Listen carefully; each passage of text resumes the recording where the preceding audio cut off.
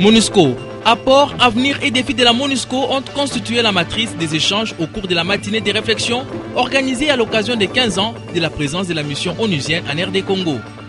Assemblée nationale, la RDC doit passer de 10 à 25 provinces plus la ville de Kinshasa, conformément à la constitution du pays. Pour y parvenir, les élus devront voter les 2 projets de loi en rapport avec la décentralisation. Antena, le journal, James Katamboa. Bonsoir à toutes et à tous et bienvenue à ce journal. Faute d'harmonisation des vues au sein des commissions PAJ et ATI, la plénière de ce vendredi 5 décembre 2014 à l'Assemblée nationale n'a pas pu examiner et voter le rapport des commissions précitées relatifs au projet de loi organique portant sur la fixation des limites de province en rapport avec les découpages territorial de la décentralisation. Un reportage de Laïn Bofandombungu et Blaise Mouta.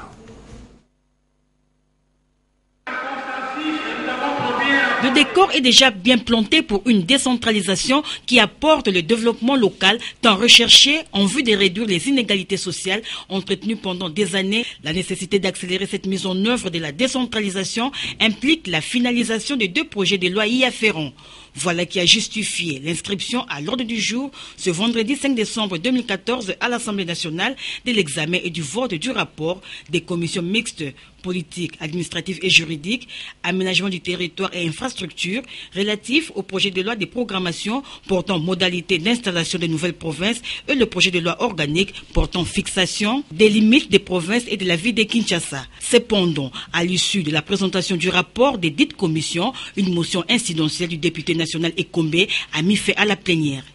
La commission qui a travaillé sur les textes n'avait pas atteint le quorum de sièges.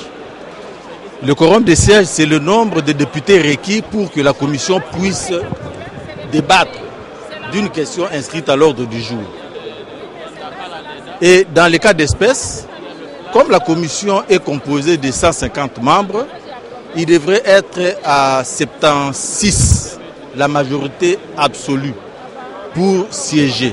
Cette réforme porte notamment sur un nouveau découpage territorial qui ramène le nombre de provinces de 10 à 25, en plus de la ville de Kinshasa qui a un statut de province. Par ailleurs, la mise en place de ces nouvelles provinces implique entre autres modalités la fixation de leurs limites respectives et de celles des villes de Kinshasa par une loi organique conformément à l'alinéa 5 de l'article 2 de la Constitution de la République. Au regard donc du retard accumulé pour l'adoption de la présente loi organique, il y a donc une nécessité pour les élus du peuple de l'examiner au plus vite. Le rendez-vous est pris pour samedi 6 décembre 2014.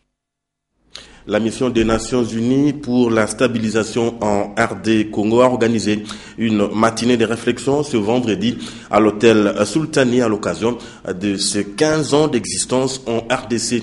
La MONUSCO a associé les acteurs politiques, ceux de la société civile ainsi que les professionnels des médias pour échanger sur son apport au processus de paix en RD Congo. Sylvie Fortuné Mboula et Mathieu Ngadipofi.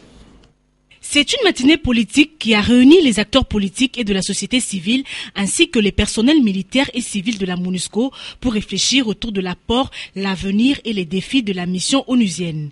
Pour les acteurs de la société civile, le travail de la MONUSCO est appréciable dans la mesure où elle s'implique dans le travail de communauté de base du point de vue financier et logistique. Mais elle a aussi ses faiblesses, estiment certains acteurs politiques à l'instar de Vital Kamerhe qui a pris part aux différentes négociations. Malgré la résolution 2098 du Conseil de sécurité créant la brigade d'intervention, l'insécurité persiste encore à l'est du pays.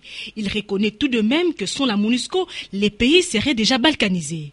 Au chapitre des élections, le président de l'UNC recommande l'adoption d'une nouvelle résolution par le Conseil de sécurité des Nations Unies pour que la MONUSCO s'implique en amont et en aval dans les processus électoraux et arrête de jouer aux bons offices seulement. Il faut rappeler que c'est à la suite de la signature de l'accord de cessez-le-feu de Lusaka en juillet 1999 que le Conseil de sécurité a créé la mission des Nations Unies en République démocratique du Congo, MONUC, à travers sa résolution 1279 du 30 novembre 1999 afin de planifier l'observation du cessez-le-feu. Le Front populaire contre la révision de la Constitution avec à sa tête Sayo Lisanga Bonganga a été reçu en audience jeudi 4 décembre par le ministre de l'Intérieur Richard Mouyej. Au cœur des échanges, le meeting politique que cette frange de l'opposition compte organiser ce 13 décembre au terrain Wayawaya, au quartier Kingabwa, dans la commune délimitée. Les détails dans ce papier de Ricardo Bakwa et Damien Mankou. Les membres du Front populaire contre la révision constitutionnelle vont organiser le 13 décembre prochain un meeting populaire au terrain Wayawaya de Kingabwa dans la commune de Limete. À ce sujet, le ministre de l'Intérieur Richard Mouyej leur a prodigué des conseils afin d'éviter le débordement au cours de cet échange avec la population. C'est de notre droit d'informer la ville et nous l'avons vu. En tenant compte de certaines dispositions de la Constitution, nous ne sommes pas à l'écart et les gouverneurs de la ville avec ses services, ils ont examiné et normalement on devait se retrouver ces 6, mais suite à certaines dispositions d'ordre technique relevant bien sûr de notre organisation, nous allons tenir notre meeting le 13. Quel message ces opposants vont-ils annoncer au peuple congolais? L'avenir le dira. Le coordonnateur du mécanisme national des suivis, François Mwamba, a échangé hier jeudi avec le chef de la délégation de la coopération allemande. Le diplomate allemand est venu s'enquérir des questions liées à la sécurité et de l'évolution de l'accord cadre d'Addis Abeba. Reportage Sylvie Fortuné-Mboula et Précieux Mangonza. L'on ne peut parler d'investissement économique sans une paix durable. Voilà qui justifie la présence chez les coordonnateurs du mécanisme national de suivi du chef de la délégation allemande qui accompagnait l'ambassadeur de la République fédérale d'Allemagne en RDC. Les deux se sont enquéris de l'évolution de l'accord cadre d'Addis Abeba et des défis auxquels fait face la République démocratique du Congo en ce qui concerne les engagements souscrits dans cet accord. Un élément très important pour le développement de l'économie au Congo, c'est la stabilité et c'est l'intégration régionale dans la sous-région et tout ça dans un esprit de paix. Et je suis venu ici pour apprendre les nouvelles par rapport à l'accord d'Addis, les grandes préoccupations, les grands défis qui restent encore à rencontrer, à maîtriser. Le coordonnateur du MNS a exprimé sa gratitude vis-à-vis de la République fédérale d'Allemagne qui, jusqu'ici, manifeste un grand intérêt pour la RD Congo. J'ai noté un grand intérêt de l'Allemagne par rapport à la situation de notre pays, tant en ce qui concerne le défi de l'instauration de la paix, les questions de stabilisation en RDC et dans la région, et surtout, puisque cette délégation est à caractère économique, l'intérêt de s'informer. Hormis le mécanisme national de suivi, la délégation de la coopération allemande a eu aussi des échanges avec d'autres institutions. Prenons à présent ce communiqué de presse qui nous vient de la CENI. La Commission électorale nationale indépendante annonce à l'opinion nationale congolaise qu'elle lance à partir du 10 décembre 2014 jusqu'au 24 décembre 2014 l'opération des consultations des listes provisoires des électeurs qui seront affichées dans les sites de vote. Cette opération se déroulera sur l'ensemble du territoire national. À cet effet, chaque électeur est prié de consulter ces listes dans les sites d'affichage les plus proches de sa résidence en vue de voir si son nom y figure et, dans les cas contraires, effectuer une réclamation auprès des agents de la CENI commis à cette tâche. Tous les électeurs enrôlés lors de la révision du fichier électoral de 2010-2011 sont les seules personnes concernées par l'opération des consultations des listes provisoires des électeurs. En vue de permettre aux électeurs ayant perdu leur carte d'électeur de participer à cette opération, la CENI a lancé à partir du 28 novembre 2014 l'opération de délivrance des duplicata des cartes d'électeurs. Les duplicata des cartes d'électeurs sont délivrés uniquement aux antennes de la CENI situées au niveau de chaque territoire et dans les villes de la République démocratique du Congo. Tout électeur ayant perdu sa carte d'électeur doit donc au préalable obtenir une attestation de perte de la carte d'électeur auprès d'un officier de police judiciaire de son lieu de résidence avant de se rendre à l'antenne de la CENI. La délivrance des duplicata de la carte d'électeur est gratuite au niveau des antennes de la CENI. Fait à Kinshasa, le 5 décembre 2014, Jean-Pierre Kalamba Mulumbangalula, rapporteur. L'Allemagne a signé mercredi 3 décembre un accord de 53 millions d'euros au total pour accélérer les réformes économiques et financières en RD Congo. Les détails avec Eric Izan.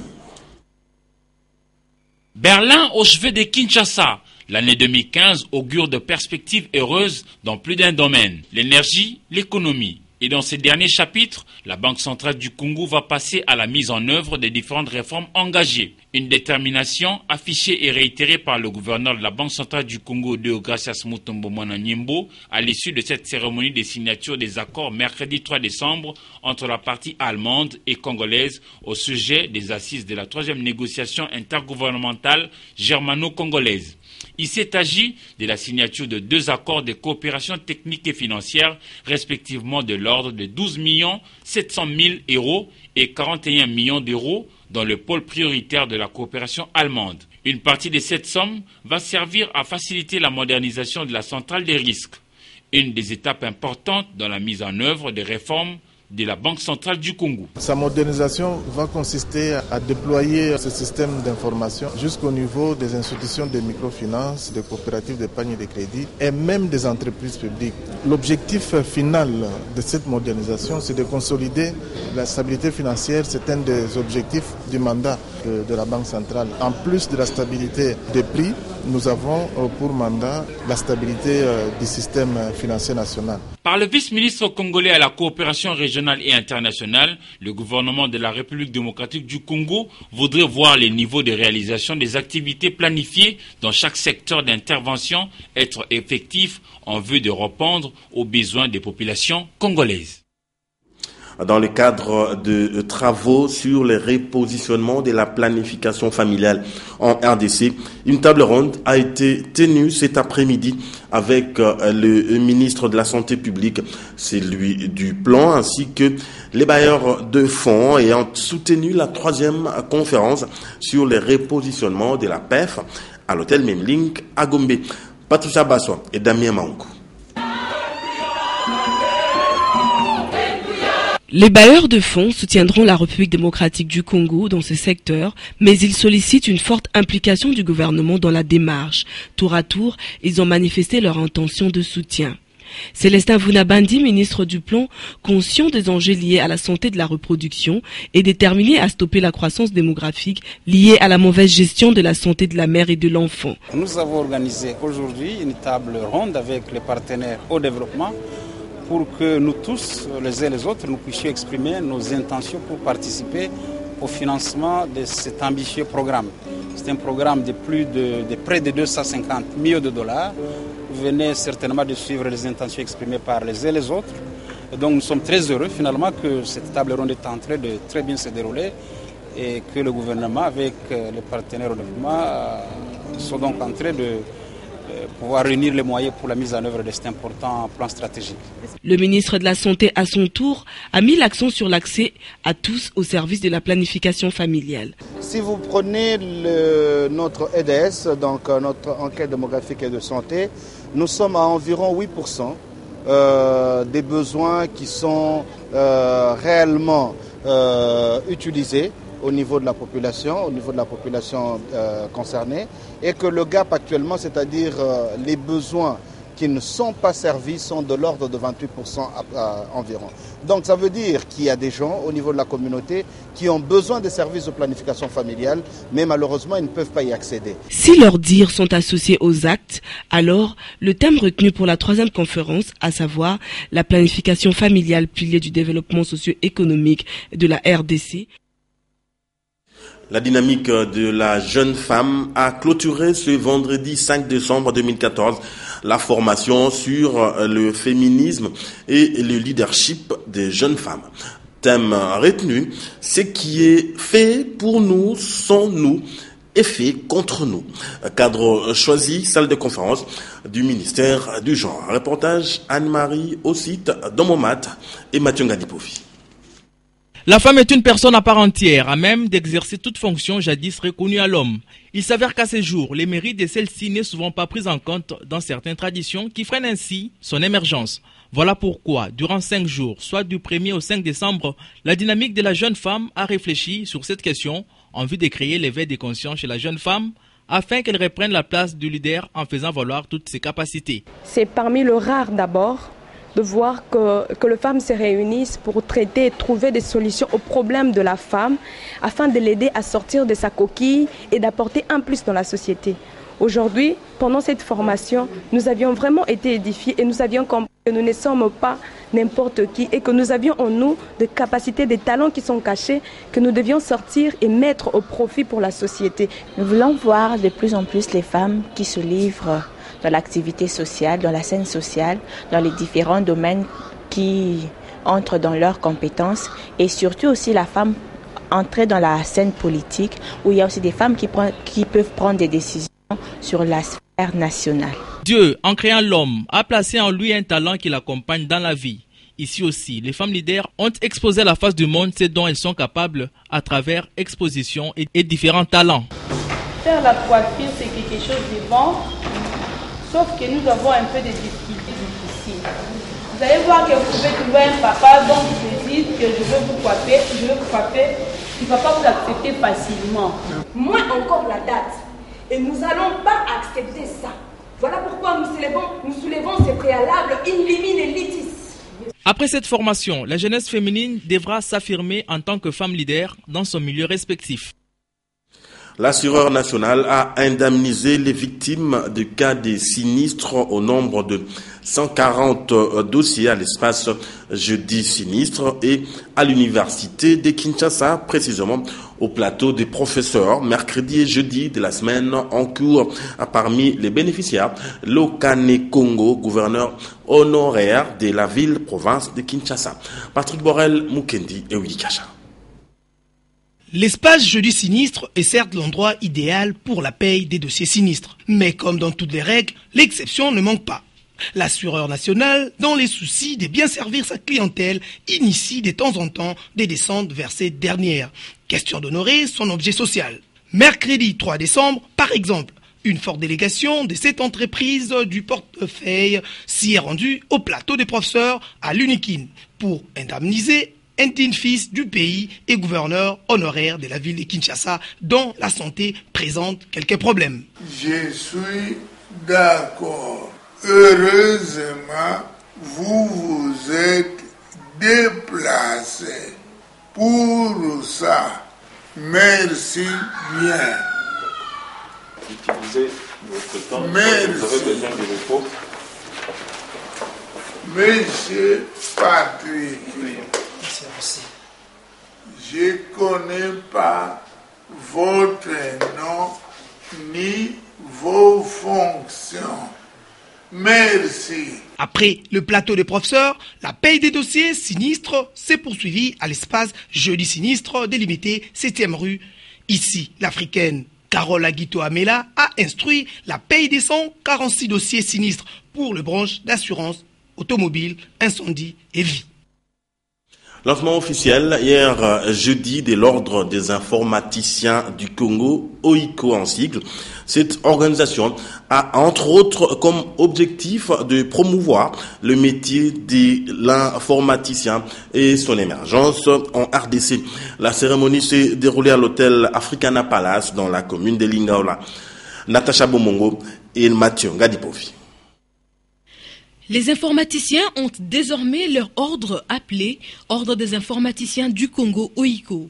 Ils rejoignent ainsi les avocats, le médecin et les architectes, mais avec une mission particulière. Nous devons nous organiser pour que nous puissions travailler comme une sorte de conseil technique et pour que nous puissions voir par rapport à notre pays, par rapport à la manière dont les choses se passent, tant au niveau des entités étatiques que non gouvernementales, qu'est-ce que nous pouvons faire pour que l'informatique puisse aider toutes les organisations à pouvoir avoir des décisions judicieuses. Les avantages de l'informatique sont légion et indéniables.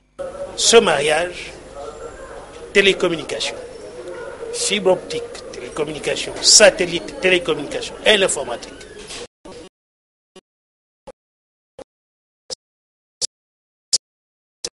C'est ça qui a fait que l'économie aujourd'hui a cessé d'être une économie pour devenir une économie numérique. Tout est I. Vous n'avez qu'à voir. E-éducation, e-santé, e-finance, e-banking, e-commerce, e-éducation, e-élection, e-sécurité. Les avantages sont multiples. D'abord, vous gagnez en termes de temps, mais vous gagnez aussi en termes de précision et de qualité de travail. Vous économisez beaucoup, vous n'utilisez plus de papier, vous avez peu de personnes qu'il faut utiliser. Pour un lancement officiel, il valait la peine que le membre du comité directeur de l'OICO soit présenté. Cela a été fait et la cérémonie s'est clôturée par une photo de famille. Le gouverneur de la province orientale, Jean Bamanissa, a participé la semaine dernière au pèlerinage organisé pour commémorer le 50e de martyre de la sœur Anarité Nengapeta à Isiro. Un commentaire, Lucie Mahamba, Africa Mojinga. Ils étaient nombreux, les fidèles chrétiens catholiques, à effectuer les pèlerinages à Isiro, dans la province orientale. Ils sont venus de tous les coins du monde pour participer au jubilé d'or qui consacre les cinquantenaires du martyr d'Anouarit Nengapeta, qui a accepté de perdre sa vie pour le Christ. Dans son homélie, tiré de l'évangile de Saint Matthieu, le cardinal Laurent Mosengo Passigna a non seulement évoqué les vertus de la sœur Anouarit qui doit servir de modèle à tout chrétien, mais également a exhorté à éviter les erreurs qui ont occasionné l'événement à la base de ce triste anniversaire. Cette fille de chez nous est devenue un modèle pour toutes les catégories de chrétiens de notre pays. Modèle de chasteté et de virginité consacrée, modèle de fidélité à la parole donnée pour les époux, pour les prêtres, les personnes consacrées. Ô Vierge Marie, éloigne de notre pays le spectre des crises sociopolitiques et obtiens-nous la grâce de bâtir un monde nouveau, centré sur Dieu, un monde où s'embrassent la justice et la paix. Pour Monseigneur Julien Davo, le pèlerinage doit être une occasion de bénéficier de la grâce et de la bénédiction divine. L'évêque d'Isiro a salué la participation du gouvernement Jean Bamanissa et celle de la première dame Olive Lembe Kabila. Les 4e Jeux congolais, nous sommes là déjà en sport, pointent déjà à l'horizon et les réunions se multiplient dans les différents états-majors. Le secrétaire général au sport, Barthélémy Okito, fait ici les points sur l'état d'avancement des préparatifs de ces Jeux. Il est au micro de Papi Katassi.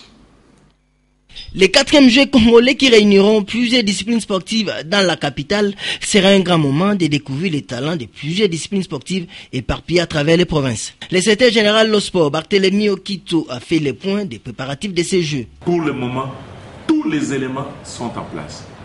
Les hôtels contactés, les sites où vont se donner les compétitions connus, tout se connaît. Donc tout est en place. Et chaque commission a pris tous ces éléments pour aller finaliser le travail de manière qu'il y ait une très bonne organisation de 4e Jeux congolais. Selon les patrons de l'administration des sports, ces Jeux financés par l'État auront bel et bien lieu à Kinshasa en ce mois de décembre. Les Jeux congolais auront lieu et que tout, au moment où je vous parle, on est en train de finaliser. Je crois demain déjà au budget finalisé. Au plus tard, samedi ou lundi, ça va aux finances. Il faut prendre l'autre semaine et dès que tout sera au point, il y aura une grande conférence de presse qui sera organisée par le président du comité, qui est le ministre. Tout compte fait, ces Jeux qui seront des véritables tests grandeur nature pour nos sportifs en vue des Jeux africains et olympiques méritent une attention soutenue des décideurs politiques. Il mérite lui aussi une attention soutenue. Il s'agit de Florent Ibenge Ikwange, qui est l'entraîneur principal des Léopards Football jusqu'à ce jour. Ce monsieur n'a pas encore signé son contrat avec le gouvernement congolais, son contrat final. Il plaide pour lui, il a pour nom Jean-Claude Vouemba et il est député national. Il est au micro d'Éric Izami. Les Léopards Football de la RDC vont participer à la phase finale de la CAN équato-guinéenne de 2015. Mais le coach qui a réussi avec peine à atteindre ce résultat n'a pas encore été véritablement soutenu. Que M. Florent Ibenge n'avait pas encore signé son contrat. Nous demandons à ces grands patriotes que nous connaissons, Baudouin Banza Moukalai, le ministre de tutelle, qu'il puisse actionner cette signature pour qu'enfin qu'il puisse aller sereinement avec son staff technique à la CAN. Les Congolais sont capables de faire mieux. Le célèbre Moseka, malheureusement il y a trop de jeunes aujourd'hui qui ne connaissent pas, demandez à vos parents.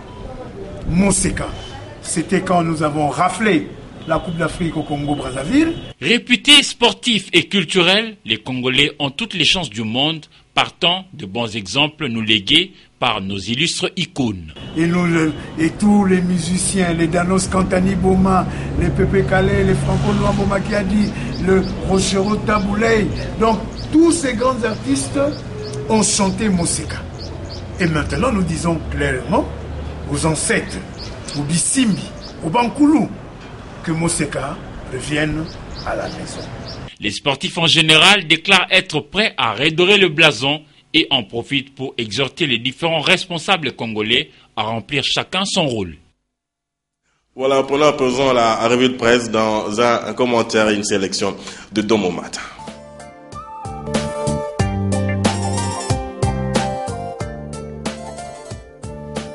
Bonsoir. Massacre à répétition à Beni. Des drones de la MONUSCO annoncent la référence plus pour l'identification des tueurs. Martin Kobler insiste également sur la collaboration entre les FARDC et la MONUSCO pour mettre fin à l'insécurité causée par de groupes armés, notamment les rebelles ougandais de l'ADF.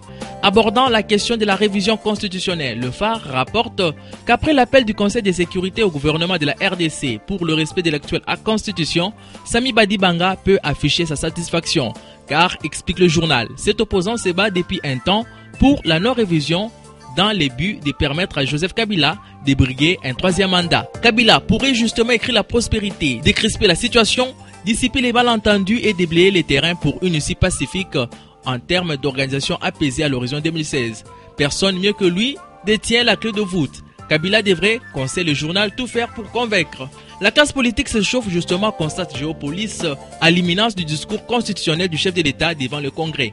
Beaucoup de politiciens, fait remarquer l'hebdo, ont osé de leur capacité de prospective sur l'avenir immédiat. Personne n'ose même parler du gouvernement de cohésion nationale, car tous se sont essayés en devin et tous se sont plantés. Et face aux nombreuses questions brûlantes de l'heure, la majorité estime que le dialogue est important et nécessaire. Face à cette prise de position, l'opposition a du mal à se déterminer, écrit Géopolis. L'UNC de Vital Kamere a lancé une opération de boycott de ces forums si jamais il était convoqué et s'évertue désormais à convaincre ses partenaires politiques à lui emboîter le pas. Reste à savoir si ses alliés, à l'instar de l'UDPS, vont le suivre sur cette voie au moment où la majorité, hier encore opposée à cette idée, commence à afficher des signes d'absence pour des raisons de santé de Moïse Katumbi Chapwe. À ce sujet, le gouvernement central n'a pas du tout communiqué, moins encore celui de la province du Katanga comme on l'a fait à l'Équateur avec lui, Alphonse Kouya-Diallo, ce qui a eu comme conséquence d'éliminer toutes sortes de spéculations des plus loufoques aux inimaginables sur les bulletins de santé du PPRD Moïse Katumbi Chapwe. Fin de cette revue de presse, merci de l'avoir suivi. Voilà, fin de cette session d'information. Merci de nous avoir accordé votre précieuse attention. Excellent début de week-end à toutes et à tous.